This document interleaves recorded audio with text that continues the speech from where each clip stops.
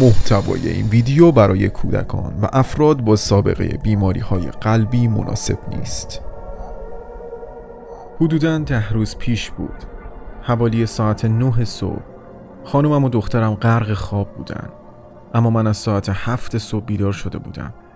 سر جام دراز کشیده بودم و الکی چشم رو هم گذاشته بودم. اصلا حوصله نداشتم که بلند شم.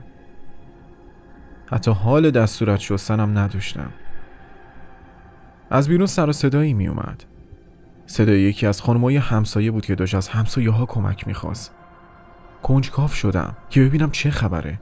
این صدا رو که شنیدم چشام واز شد. سریع پا شدم و پیرنم رو شونه انداختم و در رو کمی باز کردم و از همون کنج یه نگاهی انداختم. ریحان خانم بود که داشت کمک میخواست و میگفت ای مردم بیاین کمک مشغولی داره میمیره. دیدم مشغولی دم در خونهش بیجون افتاده. دویدم تو خونه و لباس پوشیدم که ببرمش دکتر. که آقا جواد همسایه بغل دستم پرایدش رو روشن کرد. مشغولی رو سوار کردیم و به همراه پسر بزرگترش به طرف بیمارستان بردیمش. رفتم بیرون و گفتم چی شده؟ چه اتفاقی واسه مشغولی افتاده بود؟ چرا غش کرده بود؟ چه شده بود؟ ریحان خانم گفت ای بابا اون بیچاره حالش خوب نبود. فکر کنم سکته چیزی کرده بودش. رفتم خونه و یه مقدار صبحونه خوردم و دوباره زدم بیرون. دیدم ریحان خانم با چند تا از همسایه‌ها زیر سایه یه درخت نشستن و دارن راجع به مشغولی صحبت میکنن. جلو رفتم و گفتم خبری نشد ازش؟ آقا مصطفی که اون طرف نشسته بود گفت بیمارستان اینجا جوابش کردن. اونو بردم به بیمارستان مرکز استان. اینجا گفتن که درمان افاقه نمیکنه چون همزمان هم سکته مغزی کرد و هم سکته قلبی. اما پسر بزرگش قبول نکرد و اونو برده به مرکز استان. اون روز گذشت. روز بعد دیدم تموم بچه‌های مشغولی اومدن تو خونش. از مهدی پسر دومش پرسیدم راستی حال بابا چطوره؟ گفت ای بابا اصلا حالش خوب نیست. دکترها جوابش کردن سطح هوشیاریش رو 4. شما براش دعا کنید. منم گفتم ناراحت نباش خدا بزرگه. اونم تشکر کرد و گفت پناه بر خدا. اما شما دعا کنید که پدرم زمینگیر نشه و محتاج کسی نشه. بعد اینکه از مهدی خدافظی کردم 3 روزی گذشت. روز 4 بود که شنیدم که گفتم مشغولی از دنیا رفته. خیلی ناراحت شدم چون هم آدم خوبی بود همین نسبت دوری با ما داشت. جنازه مشغولی رو بردن تو غسالخونه و غسلش دادن. بعد از تشریفات اونو به خاک سپردن. سر قبر اون مرحوم مجید، مهدی و علیرضا پسراش همینجوری گریه میکردن. بغل دستم آقا حسین همسایه پایین دستیمون بود که آروم میگفت نگاهشون کن بی غیرتای احمقا.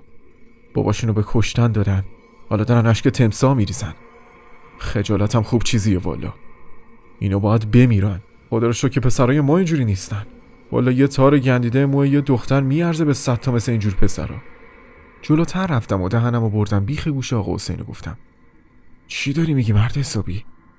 آخه اینجا و الان جای این حرفاست؟ آقا حسین زد زیر گریه و گفت قولی بهترین دوستم بود. حالا چی کار کنم؟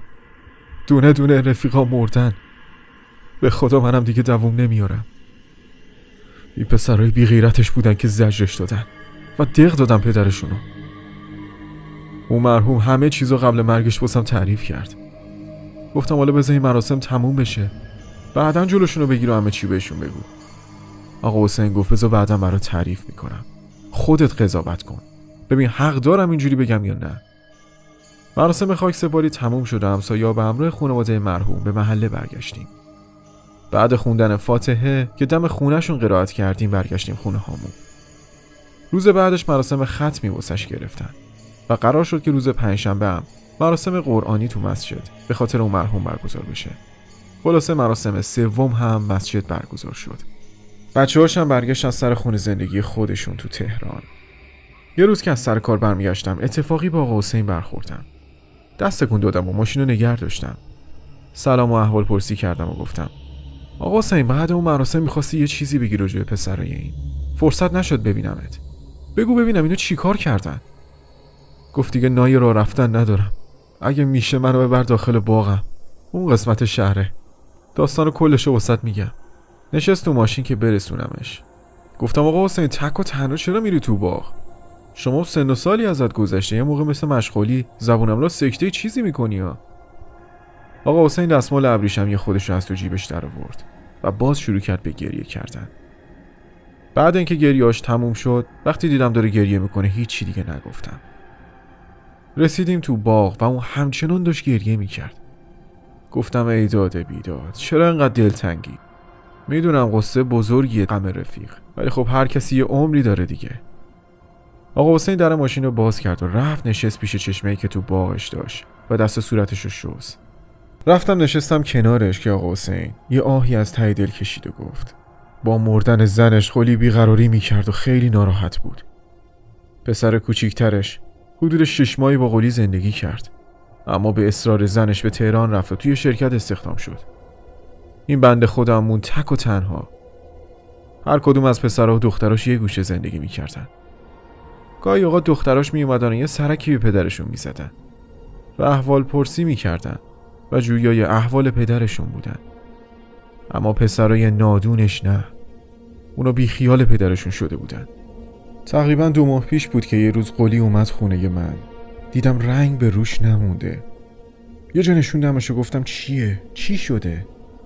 فشارت افتاده، بذار یه آبغن برات درست کنم. اما خیلی ناراحت رو کرد بهم و گفت بیا بشین، نمیخواد فشارم نیفتاده، بشین برات بگم. نشستم و گفتم تعریف کن ببینم. گفتم وقتی که پسر کوچیکم از پیشم رفته خیلی معذبم، داغونم. گفتم چرا؟ گفت اون اوایل حس میکردم که به غیر از خودم کسی تو خونه است و دارم منو نگاه میکنن، اما دیدم فقط حس نیست. یه بار ساعت 12 شب بود، خوابیده بودم که با دیدن یه کابوس از خواب پریدم. سر جام نشستم، دیدم یه نفر پایین اتاق نشسته. دقیق که نگاه کردم دیدم خودم هستم. کمی چشام رو مالیدم، خواب نبودم، دقیقاً یکی شبیه خودم داشت منو نگاه میکرد. تا خواستم چیزی بگم اون به حرف اومد. اولش یکم بهم میخندید، اما چه خنده وحشتناکی. گفت از این به بعد من و دوستام هم نشین تو هستیم تا لحظه که مرگت همراهتیم.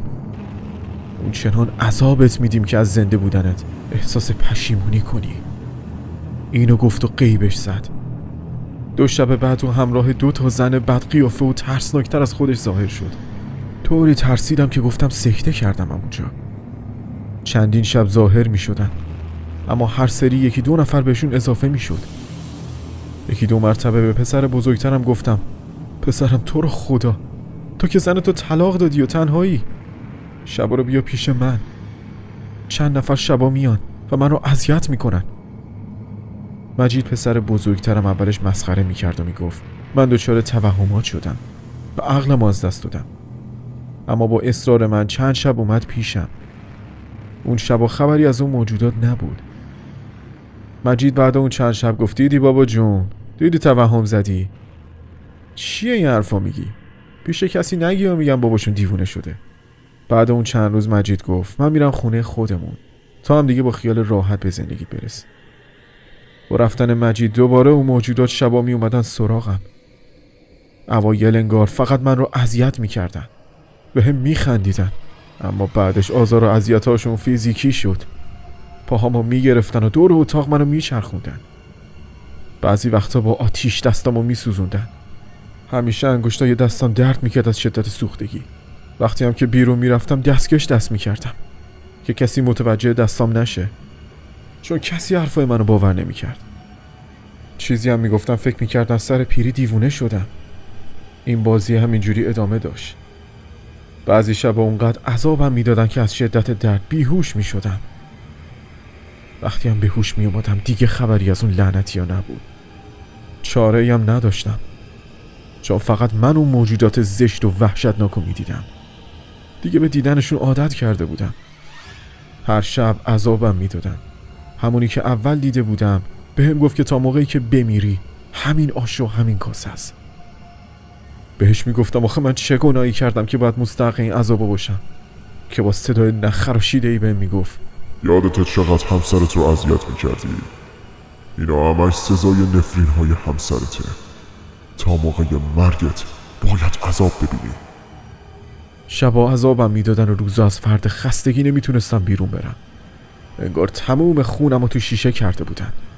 بعضی وقتا دوست و آشنا به تلفنم زنگ میزدن و جویه حالم میشدن. خب چی میتونستم بگم؟ میگفتم که خوبم، فقط حوصله ندارم بیام بیرون. با تموم شدن این جمله آقا حسین دوباره شروع به گریه کرد. بعد چند لحظه دوباره اشکاشو پاک کرد و گفت منم چند شب پیش رفتم پیشش، اما منم زنم تو خونه تنها میموند و ناچار میرفتم خونه خودم. یه روز قبل از اینکه قلی سکته کنه دم در خونش دیدمش. دیدم که حالش زیاد خوب نیست. گفتم چیه؟ میخوای ببرمت دکتر؟ این بار دیگه قلی گریه کرد. دلم کباب شده بود واسش. میگفتی که کار از کار گذشته آقا حسین. اون لعنتی ها کاری با هم کردن، اونقدر اذیتم کردن که میخوام خودم رو بکشم. قلی گفت باور کن میدونم مرگم نزدیکه. حس میکنم قلبم ترکیده، تو سرم صدای عجیب میشنوم. میدونم میخوام بمیرم. امروز فرداست میمیرم به خدا. منم یکم دلداریش دادم. گفتم چه حرفیه آخه قلی جان؟ طاقت بیار، یه راهی براش پیدا میکنی.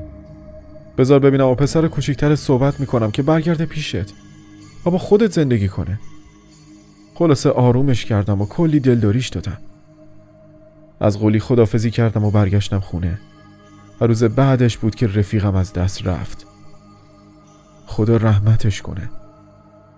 اون بیچاره از شدت ترس دق کرد و مرد.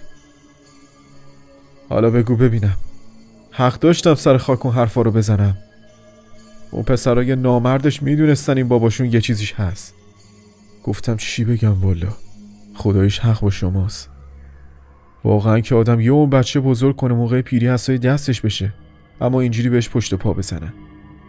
چی میشد آخه پسر کوچیکترش پیشش میموند؟ شاید الان پدرش زنده بود اینجوری. خلاصه آقا حسین یکم دیگه گریه کرد. گفت اگه میتونی منو برسون خونه، اینجا نمیتونم بمونم. میگفت انقدر ناراحتم واسه اون خدا بیامرز که خودم هم دارم سکته میکنم. بعد اینکه برگشتیم اونقدر ناراحت بودم که تا چندین روز وقتی فکر میکردم که اگه قرار باشه در آینده اون اتفاقات برای هر کدوم از ما بیفته چه عاقبت دردناکی میشه. اما خب چه میشه کرد؟ ما که پیشگو نیستیم. فقط میتونم بگم خدا آخر عاقبت هر پدر مادری رو به خیر کنه.